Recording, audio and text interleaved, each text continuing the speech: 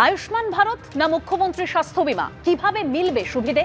কেন্দ্র কিংবা রাজ্যের কার্ড না থাকলেও কিভাবে আপনি স্বাস্থ্য বীমার সুযোগ সুবিধা পাবেন আমরা জানবো। সরাসরি তার জন্য কথা বলবো, আমাদের প্রতিনিধি সন্দীপ সরকার আমাদের সঙ্গে রয়েছেন। সন্দীপ, কেন্দ্র বা রাজ্য এই দুটি কার্ড যদি সাধারণ মানুষের কাছে না থাকে তাহলে স্বাস্থ্য বীমার সুযোগ সুবিধা তারা পাবেন কিভাবে, আর কোন কোন হাসপাতালে এই সুযোগ সুবিধা তারা পাবেন?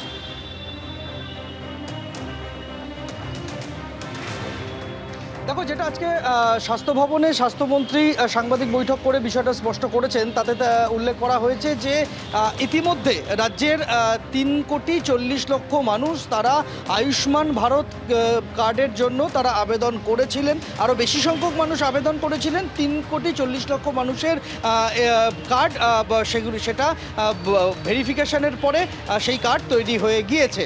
এর পাশাপাশি যারা আয়ুষ্মান ভারত কার্ডের সুবিধা নিতে পারবেন না তাদের জন্য মুখ্যমন্ত্রী স্বাস্থ্য বীমা যোজনার কথা ঘোষণা করেছিলেন শুভেন্দু অধিকারী। সেই মুখ্যমন্ত্রী স্বাস্থ্য বীমা যোজনাতেও 80 লক্ষ আবেদন জমা পড়েছে এবং এই মুখ্যমন্ত্রী স্বাস্থ্য বীমা যোজনা এবং আয়ুষ্মান ভারত স্বাস্থ্য বীমা এই দুটি আগামী 16 তারিখ থেকে তার সুবিধা সাধারণ মানুষ, রাজ্যের মানুষ তারা পেতে শুরু করবেন। তার আনুষ্ঠানিকভাবে সেই পথ চলা শুরু হবে কাল বাদে পরশু।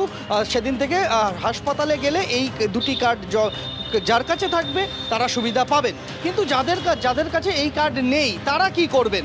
যেটা স্বাস্থ্য ভবনের বক্তব্য, যাদের কাছে এই দুটি কার্ডের কোনো কার্ডই নেই তারা তাদের পুরনো স্বাস্থ্যসাথী কার্ড যদি থাকে সেই কার্ড জারি রয়েছে, সেই কার্ডের মাধ্যমে চিকিৎসা করাতে পারবেন। কিন্তু যাদের কাছে এই 3টে কার্ডের কোনো কার্ডই নেই কিন্তু তারা আবেদন করতে চান, তাহলে যখন একজন মানুষ অসুস্থ কাউকে নিয়ে হাসপাতালে পৌঁছাবেন সেখানে সংশ্লিষ্ট হাসপাতালেই ব্যবস্থা থাকবে যে তিনি তার আধার নম্বরটি যদি হাসপাতালের নির্দিষ্ট কাউন্টারে বলেন তাহলে ওই ব্যক্তি তিনি এই আয়ুষ্মান ভারতের জন্য উপযুক্ত নাকি মুখ্যমন্ত্রী স্বাস্থ্য বীমার জন্য উপযুক্ত সেটা বিবেচনা করে সেখানেই ফর্ম ভরা যাবে, অর্থাৎ আবেদন করা যাবে। আয়ুষ্মান ভারতের জন্য তিনি যদি উপযুক্ত হন তাহলে আয়ুষ্মান ভারতে আবেদন করা যাবে ওই হাসপাতালের কাউন্টারে দাঁড়িয়েই, এবং তিনি যদি মুখ্যমন্ত্রী স্বাস্থ্য বীমা যোজনার জন্য উপযুক্ত হন তাহলে তারও আবেদন ওই জায়গাতে দাঁড়িয়েই করা যাবে, এমনটাই স্বাস্থ্য ভবনের তরফে বলা হয়েছে। এবং আগামী 16 তারিখ থেকে এই মুখ্যমন্ত্রী স্বাস্থ্য বীমা যোজনা এবং আয়ুষ্মান ভারত যোজনা দুটি প্রকল্পের সুবিধাই রাজ্যের মানুষজনের জন্য চালু করে দেওয়া হবে, এমনটাই স্বাস্থ্য ভবনের তরফ থেকে জানানো হয়েছে। ধন্যবাদ সন্দীপ। যদি কারোর কার্ড থাকে সেটাও আমরা তো দেখতে পাবো সঙ্গে সঙ্গে। আধার নাম্বার হচ্ছে only thing you need. Soft copy of Aadhaar, hard copy of Aadhaar, just Aadhaar number আপনার দরকার। এই আপনি উপভোক্তা কি উপভোক্তা নয় সব কিছু বেরিয়ে যাবে। আবারও রিপিট করছি, আধার কার্ড বা নাম্বার নিয়ে আপনি হাসপাতালে ঢুকলেন, যে কাউন্টার আয়ুষ্মান ভারত লেখা আছে সেখানে দাঁড়ালেন, আধার নাম্বার বললেন, দেখলেন কম্পিউটারে আপনাকে শো করছে আয়ুষ্মান ভারত উপভোক্তা, হয়ে গেল, নো প্রবলেমস। দেখা গেল শো করছে না, তাহলে কি হবে? দুটো অপশান, ইমিডিয়েট চিকিৎসা শুরু করতে হবে, তার জন্য স্বাস্থ্যসাথী স্কিম চালু, কোনো সময় বন্ধ করেনি। পরবর্তীকালে বলে দিয়েছি 2 থেকে 3 মাস এরকম একটা সময়সীমা আনুমানিক যে স্বাস্থ্যসাথী তুলে নেওয়া হবে ধীরে ধীরে। সেই জন্য আপনি এই ফর্মটা ফিল আপ করে নেবেন তখন, প্রধানমন্ত্রী স্বাস্থ্য বীমা যোজনা।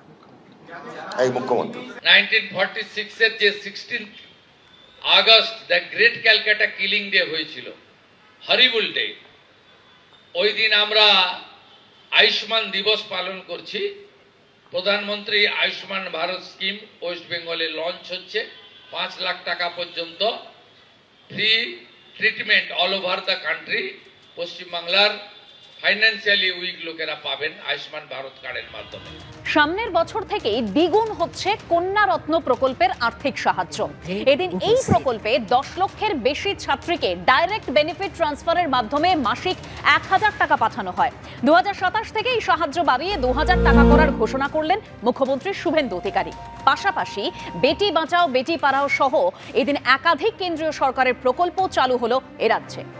এবিপি আনন্দ, এগিয়ে থাকে, এগিয়ে রাখে।